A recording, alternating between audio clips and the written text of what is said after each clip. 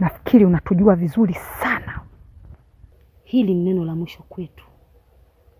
Hii vita uliyoianzisha utakuja kuimaliza mwenyewe kwa kuja kutuomba msamaha, kwa maana mwenye kiranga uwaga apewi pole.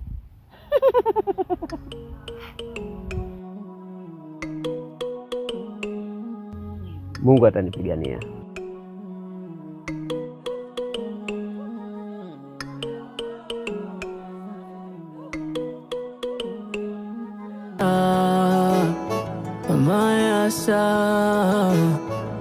Mayasa, ukutaka kusikia sasa yamekukuta.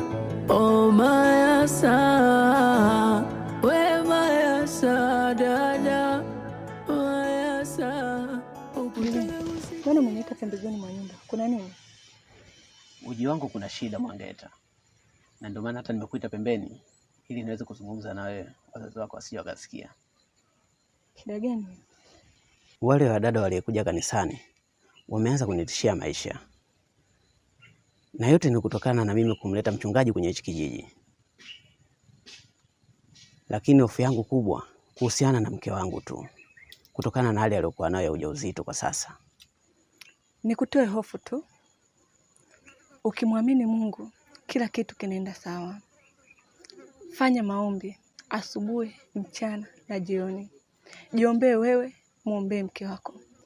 Naamini mimi na wewe tukifa, tukiwa tunamtumikia Mungu, basi nyuma yetu atakuwa mwokolewa watu wengi zaidi.